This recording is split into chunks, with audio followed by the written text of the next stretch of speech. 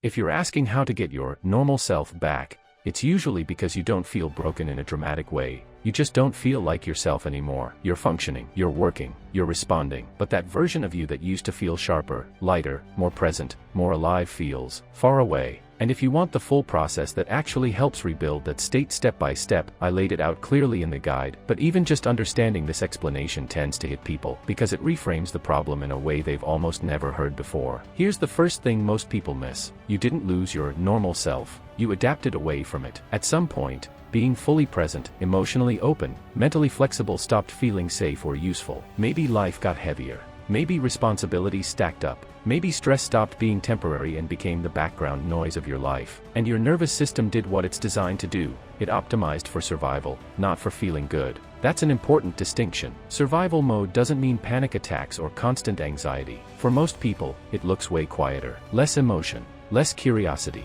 less spontaneity, less internal movement. You're not falling apart, you're dampened. Like someone turned the volume down on you to conserve energy.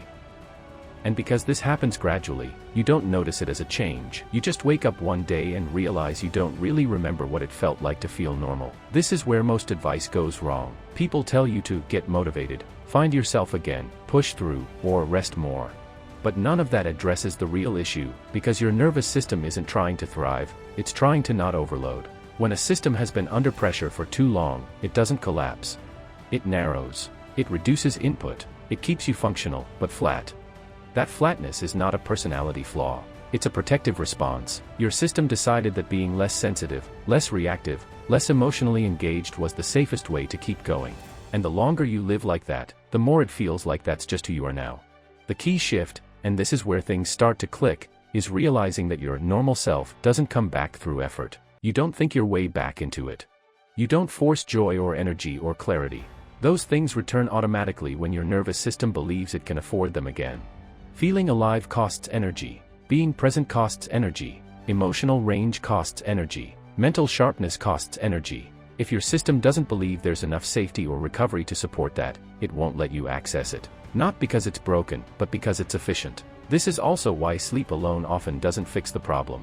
You can sleep 8 hours and still wake up flat if your nervous system never fully powers down. Physical rest without nervous system recovery doesn't restore your baseline. It just keeps you going. What actually brings you back is not chasing the old version of yourself, but rebuilding the conditions that allowed that version to exist in the first place. Predictability. Completion. Clear transitions between effort and rest. Signals that tell your body, over and over again, that it no longer has to stay braced. Most people never actually give their system that signal. They stop working, but they don't end the day. They rest, but they don't downshift. When this starts changing, it's subtle at first. You don't wake up suddenly feeling amazing.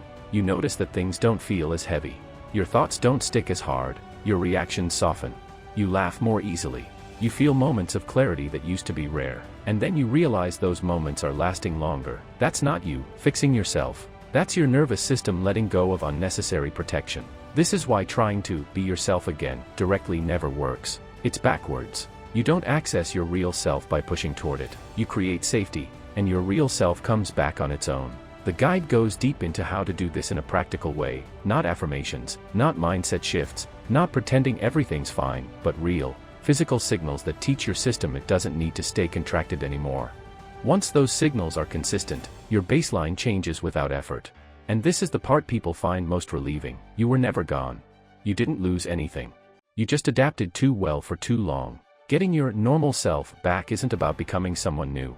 It's about removing the conditions that forced you to shrink in the first place. When those conditions change, the version of you that feels clear, present, and alive doesn't need to be rebuilt. It simply returns. If this explanation feels a little too accurate, that's usually a sign you're closer to that shift than you think.